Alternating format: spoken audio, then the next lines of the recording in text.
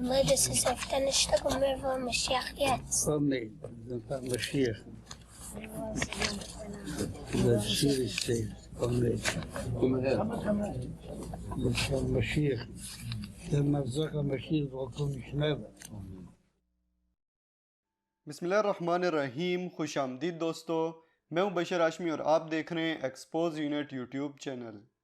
ناظرین، اس وقت فلسطین اور اسرائیل کے موجودہ حالات کے بارے میں آپ لوگ جانتے ہی ہیں کہ کیسے اسرائیلی وزیر اعظم نتن یاہو نے اپنا سیاسی کیریئر بچانے کے لیے فلسطین اور اسرائیل کے مسئلے کو ہوا دی اور مسجد اقصی کے قریب موجود شیخ جرہ کے علاقے پہ قبضہ کرنے کا سوچا، لیکن اسرائیل اپنے اس شیطانی منصوبے میں بری طرح ناکام ہوا. حماس کے مسلمانوں کی جوابی کارروائی کی وجہ سے بالآخر اسرائیل کو سیز فائر کے لیے راضی ہونا پڑا. یہ اسرائیل کی وہ بدترین شکست تھی جس نے اسے پوری دنیا کے سامنے ذلیل کر کے رکھ دی ہے. تاریخ میں پہلی مرتبہ اسرائیلی حکومت حماس کی وجہ سے خوفزدہ ہو گئی ہے اور پھر پوری دنیا کی طرف سے شدید دباؤ ڈال کر اسرائیل کو سیز فائر کرنے پر مجبور کر دیا گیا. اب اسرائیل نہ تو مسجد اقصی پہ قبضہ کر سکا اور نہ ہی شیخ جرہ کے علاقے پر، جبکہ دوسری طرف اسلامی تحریک مذمت کے سیاسی شعبے کے سربراہ نے کہا ہے کہ فلسطینی قوم نے ایک بار پھر ثابت کی ہے کہ قبلہ اول ہماری اور القدس سرخ لکیر ہے. ایک بیان میں ان کا کہنا تھا کہ 11 دنوں تک جاری رہنے والی اس لڑائی کو ہم نے مارکہ القدس کا نام دیا ہے. آج ہم فاتح اور دشمن شرمناک شکست سے دوچار ہے. اب القدس اور مسجد اقصی کی آزادی کا مرحلہ بھی ایک نئے دور میں داخل ہو چکا ہے. ان کا کہنا تھا کہ اسرائیل نے ایک بار پھر فلسطینی مزاحمتی قیادت کی استقامت اور ثابت قدمی کا امتحان لیا ہے، جس میں فلسطینی قوم سرخرو ہوئی ہے. صہیونی دشمن کو ایک بار پھر اندازہ ہو گیا کہ غزہ کی پٹی دشمن کے لیے تر نوالا نہیں بن سکتی. فلسطینی قیادت نے مارکہ القدس میں دشمن کے زیر تسلط آخری شہروں کو بھی نشانہ بنا کر یہ پیغام دیا ہے کہ فلسطینی مزاحمتی تحریک کی دفاعی صلاحیت پہلے کی نسبت بہتر ہوئی ہے اور یہ ہماری فتح اور صہیونی ریاست کی شکست ہے. دوستو، اس بیان کے بعد فلسطین میں خوشی کا سما تھا. جنگ بندی کے کچھ ہی منٹوں بعد غزہ میں لوگوں نے جشن منایا اور سڑکوں پر نکل آئے. انہوں نے گاڑیوں کے ہارن بجائے، ہوائی فائرنگ کی اور فلسطین کے نعرے لگاتے ہوئے اپنی فتح کا اعلان کیا. اس کے بعد ہزاروں فلسطینی نماز جمعہ ادا کرنے کے لیے مسجد اقصی پہنچے اور اپنی اس فتح پہ اللہ رب العزت کا شکر ادا کیا. لیکن دوسری طرف اسرائیل کو اپنی شکست برداشت نہیں ہوئی اور اس نے جنگ بندی کی منظوری کے باوجود جمعے کے دن مسجد الاقصی پہ دوبارہ حملہ کر دیا. عرب میڈیا کے مطابق بیت المقدس میں اسرائیلی اہلکاروں نے فلسطینیوں پر آنسو گیس کی شیلنگ اور ربڑ کی گولیاں فائر کی، جو کہ واضح طور پہ جنگ بندی کے معاہدے کے خلاف ہے. یہ سب دیکھتے ہوئے فلسطینی حکومت نے اسرائیل کے خلاف جنگی جرائم کا مقدمہ دائر کرنے کا ارادہ کر لیا ہے. اب یہ معاملہ فلسطینی حکومت کی طرف سے جنگی جرائم کی عالمی عدالت ICC میں لے جایا جائے گا. اب سوال یہ پیدا ہوتا ہے کہ آخر اسرائیل کی طرف سے کیے گئے اس حملے کی اصل وجہ کیا تھی؟ تو دوستو، اس حملے کی اصل وجہ اسرائیل کا وہ پلان تھا جو مکمل طور پہ برباد ہو چکا ہے. اس پلان کے تحت صہیونی فوج نے شیخ جرہ کے علاقے پہ قبضہ کر کے مسجد اقصی کی طرف بڑھنا تھا اور پھر اس جگہ کو 2 حصوں میں تقسیم کرتے ہوئے اپنا تیسرا ہیکل سلیمانی تعمیر کرنا تھا.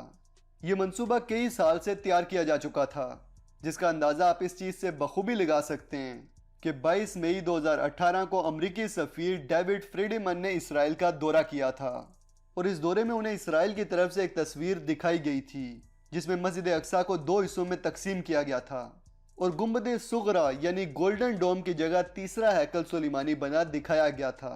اب اس تصویر کو سمجھنے سے پہلے میں آپ کو بتا دوں کہ ڈیوڈ فریڈمن ان 3 لوگوں میں سے ایک ہے جنہوں نے ڈیل آف دا سینچری کی سازش رچائی تھی اور فلسطینیوں کو حقوق دینے کے نام پہ اسرائیل کو نوازا گیا تھا. اس کے علاوہ میں آپ کو یہ بھی بتا دوں کہ گنبد صغرا یعنی گولڈن ڈوم اور مسجد الاقصی 2 الگ الگ عمارتیں ہیں. ہم میں سے اکثر لوگ گولڈن ڈوم کو ہی مسجد اقصی سمجھتے ہیں، جبکہ ایسا بالکل بھی نہیں ہے. مسجد اقصی گولڈن ڈوم سے تھوڑے فاصلے پر موجود ہے، جیسا کہ آپ سکرین پہ دیکھ سکتے ہیں. لیکن اس کا مطلب یہ نہیں ہے کہ گولڈن ڈوم مسجد اقصی کا حصہ نہیں ہے.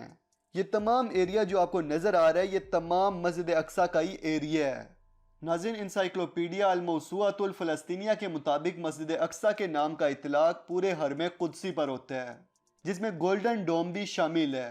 اس لیے ہم یہ بالکل بھی نہیں کہہ سکتے کہ سنہری گنبد مسجد اقصی کا حصہ نہیں ہے یا پھر یہ گنبد مسجد اقصی کی حدود سے باہر ہے. کیونکہ یہ تمام علاقہ جو آپ اس وقت سکرین پہ دیکھ رہے ہیں یہ مسجد اقصیٰ کا ہی ہے۔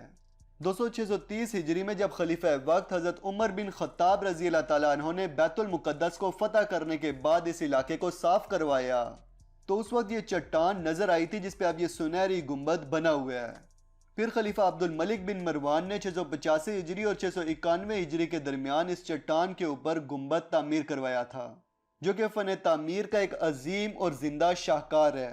آج دنیا اسی گنبد کو گولڈن ڈوم کے نام سے جانتی ہے، اور اس گولڈن ڈوم میں وہی پتھر موجود ہے جس پہ حضور اقدس صلی اللہ تعالیٰ علیہ وآلہ وسلم قدم رکھ کر براق پہ سوار ہوئے تھے اور معراج کا سفر کیا تھا۔ اس وقت یہاں مسجد اقصیٰ کا دروازہ بھی موجود تھا، جس سے یہ بات ثابت ہوتی ہے کہ یہ تمام علاقہ مسجد اقصیٰ کا ہی ہے۔ اب صہیونی یہودیوں کا منصوبہ تھا کہ سب سے پہلے وہ فلسطینیوں کا قتل عام کریں گے، پھر جب فلسطینی مسلمان مذمت پیش کریں گے تو انہیں طاقت کے ذریعے ان کے علاقوں سے بے دخل کر دیا جائے گا، اور پھر سب سے پہلے شیخ جرہ کے علاقے پہ قبضہ کیا جائے گا اور پھر مسجد اقصیٰ پہ۔ اور اگر فلسطینی مسلمان دیگر مسلمانوں کی مدد طلب کرتے ہیں تو یونائٹڈ نیشن کے ذریعے ایک ایسا امن معاہدہ تیار کروایا جائے گا جس کے ذریعے مسجد اقصیٰ کے ایریے کو 2 حصوں میں تقسیم کر کے گولڈن ڈوم والا حصہ یہودیوں کو دے دیا جائے گا، اور پھر یہودی بآسانی اس گولڈن ڈوم کی جگہ اپنا تیسرا ہیکل سلیمانی بنا لیں گے، کیونکہ یہودیوں کا ماننا ہے کہ یہی وہ جگہ ہے جس کے نیچے دوسرے ہیکل کی باقیات موجود ہیں جسے رومی جنرل ٹائٹس نے زمین بوس کر دیا تھا۔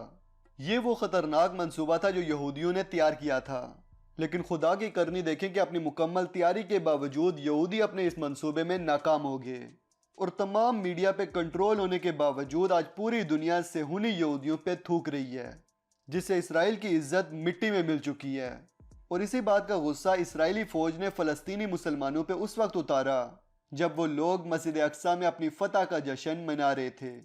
اب اس تمام صورتحال کے بعد ایک چیز تو واضح ہو گئی ہے کہ صہیونی اپنے شیطانی منصوبوں سے باز نہیں آئیں گے، کیونکہ انہوں نے ہر حال میں اپنا تیسرا ہیکل سلیمانی تعمیر کرنا ہے۔ اب دیکھنا یہ ہے کہ مسلم لیڈران کیا حکمت عملی اختیار کرتے ہیں۔ تو دوستو یہ تھی آج کی ویڈیو کو لائک، کومنٹ اور شیئر ضرور کریں۔ مجھے انسٹاگرام پہ فالو کر لیں کیونکہ وہاں میں ویڈیو سے ریلیٹڈ تمام اپڈیٹس دیتا رہتا ہوں۔ آخر میں چینل کو سبسکرائب کر لیں اور ساتھ میں بیل آئیکن پہ بھی کلک کر دیں تاکہ ہماری ویڈیوز آپ کو ٹائم سے ملتی رہیں۔ جلدی ملتے ہیں ایک نئی ویڈیو کے ساتھ، تب تک کے لیے اپنا اور اپنے پیاروں کا خیال رکھیے گا۔ فی امان اللہ۔